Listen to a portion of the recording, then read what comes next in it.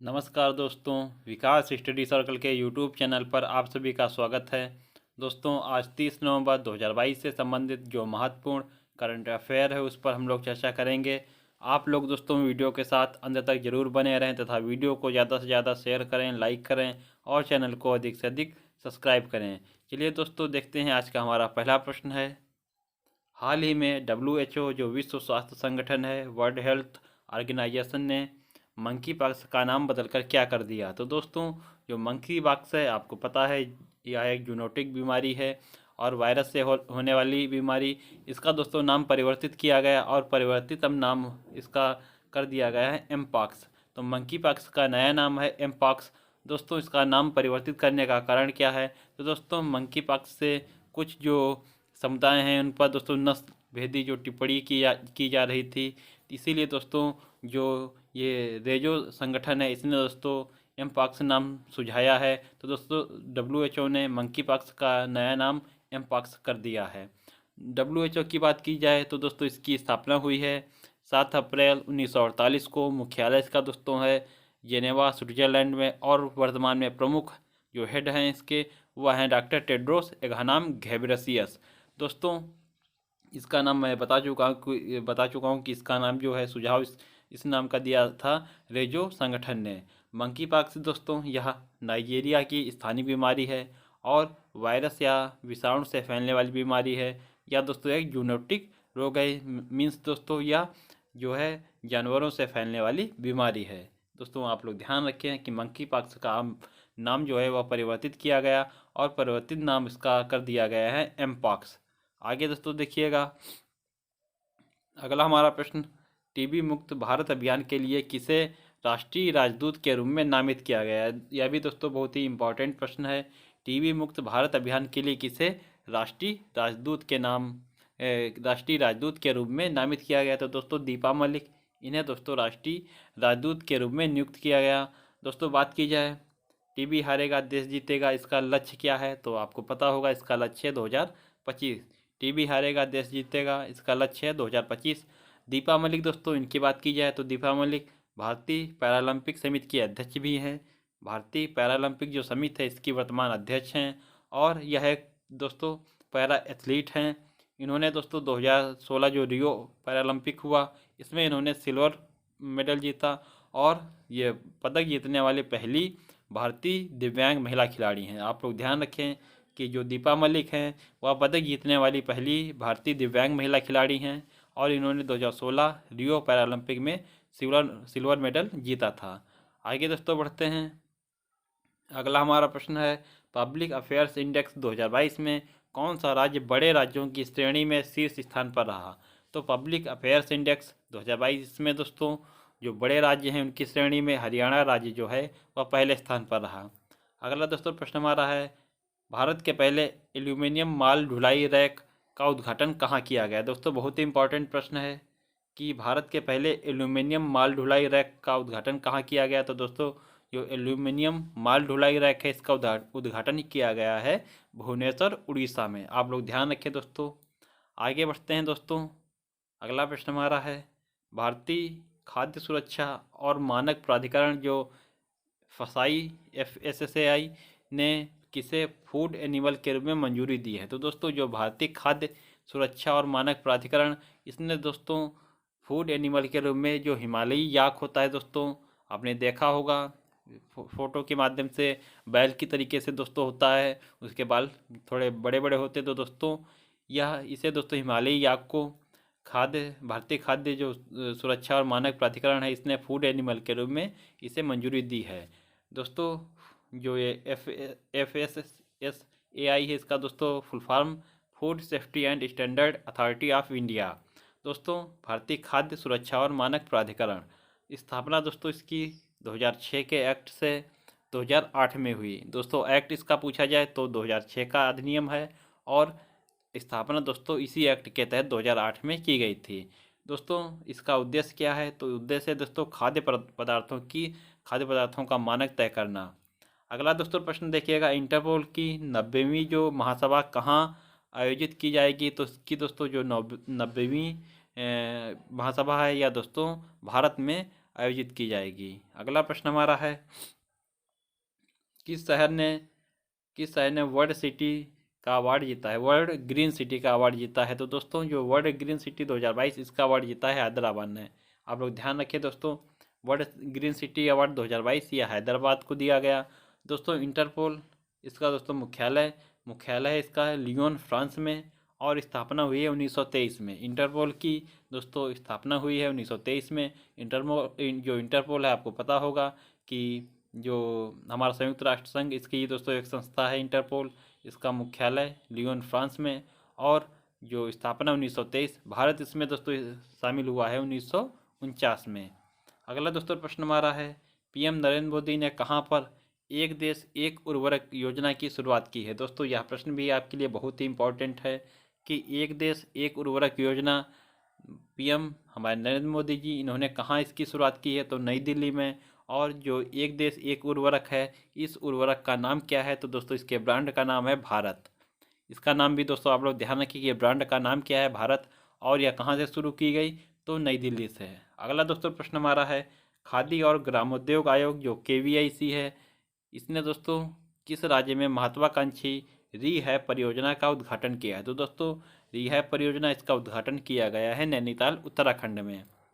नैनीताल उत्तराखंड ने, और इसे जो रीहैब परियोजना है इसका दोस्तों उद्घाटन किया है वह नैनीताल में किया गया, और यह खादी एवं ग्रामोद्योग आयोग है, इसी के द्वारा यह शुरू की गई।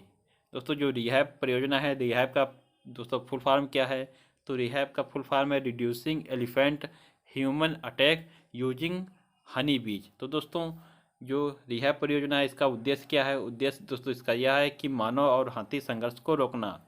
मानव और हाथी संघर्ष को रोकने के लिए जो रिहैब परियोजना है यह शुरू की गई, और इसका फुल फॉर्म है reducing elephant human attack using Honey बीज।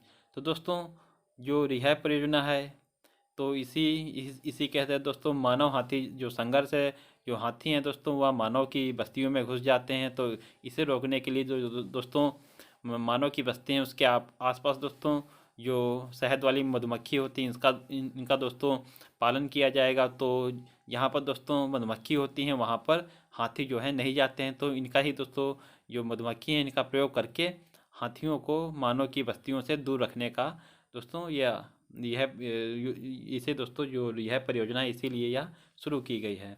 KVIC की बात की जाए दोस्तों, इसकी स्थापना हुई है 1956 के अधिनियम से, और जो KVIC है यह दोस्तों जो MSME मंत्रालय है उसी के तहत आती है। तो ध्यान रखें आप लोग, इसकी स्थापना हुई है 1956 के अधिनियम से, और यह दोस्तों MSME जो मंत्रालय है उसी के तहत यह आती है। अगला प्रश्न हमारा है, डेफ एक्सपो इसका दोस्तों 12वां संस्करण किस राज्य में आयोजित किया जा रहा है। तो दोस्तों जो डेफ एक्सपो है इसका 12वां संस्करण गुजरात, गांधीनगर जो गुजरात है यहीं दोस्तों इसका आयोजन किया जाएगा। दोस्तों अगला प्रश्न हमारा है, GI टैग, GI जो महोत्सव है इसका 2022 का दोस्तों यह महोत्सव कहाँ आयोजित किया जा रहा है। तो दोस्तों जो GI महोत्सव 2022 है यह वाराणसी में प्रारंभ होगा। GI दोस्तों आपको पता होगा अधिनियम GI टैग का 1999 का है, और GI टैग जो है यह हर 10 वर्ष के लिए दिया जाता है। और पहला जो GI टैग है वह किसे दिया गया था, तो दोस्तों जो दार्जिलिंग की चाय है उसे पहला GI टैग दिया गया था। अगला दोस्तों पॉइंट देखिएगा हमारा, बुकर पुरस्कार 2022। तो दोस्तों बुकर पुरस्कार यह किसे दिया गया, तो बुकर पुरस्कार 2022 सिहान करुणातिलका जो श्रीलंका की निवासी हैं इन्हें दोस्तों बुकर पुरस्कार 2022 दिया गया। और इनकी जो कृति है वह कौन है, तो इनकी कृति है दोस्तों द 7 मून्स ऑफ माली एल्मीडा, यह दोस्तों इनकी कृति है। और बात की है दोस्तों अंतर्राष्ट्रीय बुकर पुरस्कार 2022 यह दिया गया है गीतांजलि श्री को। आप लोग ध्यान रखें, बुकर पुरस्कार 2022 या सिहान करुणातिलका जो है इन्हें दिया गया, और अंतर्राष्ट्रीय जो बुकर पुरस्कार है यह गीतांजलि श्री जो हमारे भारत के निवासी हैं इन्हें दिया गया। इनकी दोस्तों जो कृति है वह कृति है रेत की समाधि, और जो रेत की समाधि इसका दोस्तों अंग्रेजी अनुवाद किया है डेजी रॉकवेल ने। तो अंग्रेजी अनुवाद इसका दोस्तों टॉम ऑफ सैंड, इसे डेजी रॉकवेल ने किया। आप लोग ध्यान रखें दोस्तों, दोनों ही प्रश्न हमारे बहुत महत्वपूर्ण हैं। दोस्तों आगे देखिएगा, पुलित्जर अवार्ड की बात की जाए तो दोस्तों जो पुलित्जर अवार्ड है यह दिया गया है फहमीदा अजीम को, और यह दोस्तों जो पुलित्जर अवार्ड है यह पत्रकारिता से संबंधित है। और इस बार फहमीदा अजीम जो बांग्लादेश की निवासी हैं, इन्हें इस पुरस्कार से सम्मानित किया गया। अगला प्रश्न हमारा है, हाल ही में मौना लोआ ज्वालामुखी में विस्फोट हुआ है, यह कहाँ स्थित है? तो दोस्तों जो मौना लोआ ज्वालामुखी है यह हवाई द्वीप यूएसए में, अमेरिका में स्थित है। और जो हवाई द्वीप है यह दोस्तों प्रशांत महासागर में स्थित है। तो आप लोग ध्यान रखें, जो मौना लोआ ज्वालामुखी है यह अमेरिका के हवाई द्वीप पर स्थित है। दोस्तों जो मौना लोआ ज्वालामुखी है यह लगभग 2000 वर्ग मील में विस्तारित है और विश्व का सबसे बड़ा सक्रिय ज्वालामुखी है। ध्यान रखें आप लोग, विश्व का सबसे बड़ा सक्रिय ज्वालामुखी मौना लोआ हवाई द्वीप अमेरिका में स्थित है। दोस्तों इस बार 2022 में इसमें विस्फोट हुआ है। इससे पूर्व दोस्तों 1984 में इसमें विस्फोट हो चुका है। अगला दोस्तों पॉइंट देखिएगा, वीरांगना दुर्गावती टाइगर रिजर्व यह कहाँ स्थित है? तो दोस्तों जो वीरांगना दुर्गावती टाइगर रिजर्व है यह मध्य प्रदेश में स्थित है। दोस्तों अगला पॉइंट हमारा है, पीएम नरेंद्र मोदी ने किस राज्य में मिशन स्कूल्स ऑफ एक्सीलेंस का शुभारंभ किया है? तो दोस्तों मिशन स्कूल्स ऑफ एक्सीलेंस इसका शुभारंभ किया गया है गुजरात में। और जो हमारे मोदी जी जो प्राइम मिनिस्टर, इन्हीं के द्वारा मिशन लाइफ का शुभारंभ भी गुजरात में ही किया गया है। मिशन दोस्तों स्कूल्स ऑफ एक्सीलेंस और मिशन लाइफ, इन दोनों का दोस्तों शुभारंभ जो है वह हमारे प्राइम मिनिस्टर नरेंद्र मोदी जी के द्वारा ही गुजरात में किया गया है। अगला प्रश्न हमारा है, 14 दिसंबर 2022 को किस भारतीय व्यक्तित्व की संयुक्त राष्ट्र में पहली प्रतिमा का अनावरण किया जाएगा? तो दोस्तों जो संयुक्त राष्ट्र है इसमें दोस्तों पहली प्रतिमा किस भारतीय की लगाई जाएगी? तो वहाँ जो महात्मा गांधी जी, इनकी प्रतिमा जो है वह संयुक्त राष्ट्र में इसका अनावरण किया जाएगा। आगे दोस्तों देखिएगा, देश का 33वां हाथी रिजर्व। तो दोस्तों देश का 33वां जो हाथी रिजर्व है वह है तराई हाथी रिजर्व और यह उत्तर प्रदेश में स्थित है। बात की जाए दोस्तों 53वें टाइगर रिजर्व की, यह भी दोस्तों उत्तर प्रदेश में स्थित है और इसका नाम है रानीपुर टाइगर रिजर्व। तो दोस्तों इनको भी आप लोग इसका ध्यान रखें, दोनों ही पॉइंट बहुत महत्वपूर्ण हैं। देश का 33वां हाथी रिजर्व तराई हाथी रिजर्व जो उत्तर प्रदेश में स्थित है, उसके अलावा 53वां जो टाइगर रिजर्व है वह है रानीपुर टाइगर रिजर्व और यह भी दोस्तों उत्तर प्रदेश में स्थित है। दोस्तों जो 52वें टाइगर रिजर्व की बात की जाए तो आपको पता होगा, जो रामगढ़ विषधारी टाइगर रिजर्व हमारे राजस्थान में स्थित है वह दोस्तों 52वां टाइगर रिजर्व है। और 53वां रानीपुर टाइगर रिजर्व यह उत्तर प्रदेश में स्थित है। अगला प्रश्न हमारा है, दुनिया के पहले कोविड नेजल टीके इनोकोवैक जो है इसको दोस्तों भारतीय औषधि महानियंत्रक ने कोविड जो बूस्टर खुराक के रूप में स्वीकृत दी है। इसके निर्माता कौन है? तो दोस्तों जो इनोकोवैक है यह दोस्तों पहली कोविड नेजल टीका है और इसके दोस्तों जो बूस्टर खुराक है इसकी जो स्वीकृत है वह औषधि महानियंत्रक ने दी है। इसका निर्माण किसने किया? तो भारत बायोटेक ने इसका निर्माण किया है। और यह दोस्तों जो है कोविड बूस्टर खुराक या दोस्तों नाक के द्वारा दी जाने वाली कोविड वैक्सीन है। तो आप लोग ध्यान रखें, जो पहली कोविड नेजल टीका है इनोकोवैक, इसका निर्माण किया है भारत बायोटेक ने। आगे बढ़ते हैं दोस्तों, अगला प्रश्न दोस्तों देखिएगा, भारत के पहले स्टार्टअप ऑपरेटेड लॉन्च पैड और मिशन कंट्रोल सेंटर का उद्घाटन श्रीहरिकोटा में किया गया। इसका निर्माण किसने किया? तो दोस्तों ध्यान रखिए आप लोग कि भारत का पहला है यह दोस्तों स्टार्टअप ऑपरेटेड लॉन्च पैड और मिशन कंट्रोल सेंटर। दोस्तों अभी तक आपको पता होगा जो हमारे सभी उपग्रह लॉन्च किए जाते थे वह हमारी जो इसरो है इसके द्वारा ही लॉन्च किए जाते थे, लेकिन दोस्तों पहली बार जो एक प्राइवेट संस्था है इसके द्वारा जो लॉन्च पैड और मिशन कंट्रोल सेंटर इसका उद्घाटन किया गया श्रीहरिकोटा में। और इसका निर्माण किसने किया? तो दोस्तों अग्निकुल कॉस्मास, या दोस्तों जो संस्था है इसी के द्वारा जो पहला स्टार्टअप ऑपरेटेड लॉन्च पैड और मिशन कंट्रोल सेंटर इसका दोस्तों उद्घाटन किया गया। यह जो अग्निकुल कॉस्मास है यह दोस्तों चेन्नई में इसका मुख्यालय है। और यह दोस्तों जो अग्निकुल कॉस्मास है यह आईआईटी मद्रास का ही एक भाग है। ध्यान रखें आप लोग, यह आईआईटी मद्रास का भाग है। और दोस्तों जो यह अग्निकुल कॉस्मास है इसी के द्वारा अग्निकुल लॉन्च पैड से अग्निबाण रॉकेट लॉन्च किया जाएगा। आप लोग इसका भी ध्यान रखें कि अग्निकुल लॉन्च पैड से अग्निबाण रॉकेट लॉन्च किया जाएगा और किसके द्वारा? तो अग्निकुल कॉस्मास के द्वारा। यह दोस्तों आईआईटी मद्रास का एक भाग है। अगला दोस्तों प्रश्न देखिएगा, थुंडी और कदमत समुद्र तटों को प्रतिष्ठित ब्लू फ्लैग प्रमाणन प्राप्त हुआ है, यह कहाँ स्थित है? तो दोस्तों बहुत ही अच्छा प्रश्न, इस पर दोस्तों आप लोग इम्पोर्टेंट टिक कर लीजिएगा। थुंडी और जो कदमत है या दोस्तों समुद्र तट या कहाँ स्थित हैं? तो लक्षद्वीप। इन्हें दोस्तों हाल ही में प्रतिष्ठित जो ब्लू फ्लैग प्रमाणन इसे दिया गया है। भारत में दोस्तों कुल कितने जो समुद्र तट हैं उन्हें ब्लू फ्लैग प्रमाणन दिया गया है? तो कुल हैं दोस्तों 12। और जो पहला ये दोस्तों सर्टिफाइड ये दोस्तों ब्लू फ्लैग प्रमाणन वाला तट है वह है गोल्डन ब्रिज, यह दोस्तों उड़ीसा में, पूरी उड़ीसा में स्थित है। तो आप लोग इसका ध्यान रखें, कुल 12 हैं और पहला गोल्डन ब्रिज यह पूरी उड़ीसा में स्थित है।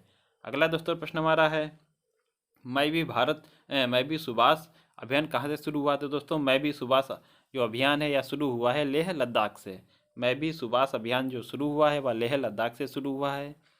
अंतिम प्रश्न आज का हमारा है, जो 12वां विश्व हिंदी सम्मेलन 2023 यह दोस्तों किस देश में आयोजित किया जाएगा? तो दोस्तों 12वां जो विश्व हिंदी सम्मेलन 2023 यह फिजी देश में आयोजित किया जाएगा। इसका भी दोस्तों आप लोग ध्यान रखें, बहुत ही इंपॉर्टेंट ये भी प्रश्न है। तो दोस्तों आशा करता हूँ आज का वीडियो आपको पसंद आया होगा। वीडियो दोस्तों आज का पसंद आया हो तो वीडियो को ज़्यादा से ज़्यादा शेयर करें, लाइक करें और चैनल को अधिक से अधिक सब्सक्राइब करें। दोस्तों जो प्रश्न है हमारे बहुत ही महत्वपूर्ण है, आपकी आगामी परीक्षाओं विशेषकर जो हमारी एसएससी जीडी है उसके लिए दोस्तों बहुत ही महत्वपूर्ण प्रश्न है। तो आप लोग दोस्तों इन प्रश्नों को नोट अवश्य कर लें, या फिर दोस्तों वीडियो को 102 बार देखेंगे तो आपको जो प्रश्न है बहुत अच्छे तरीके से याद हो जाएंगे। मिलते हैं दोस्तों अपने अगले वीडियो में, तब तक के लिए आप लोगों को बहुत बहुत धन्यवाद। जय हिंद दोस्तों।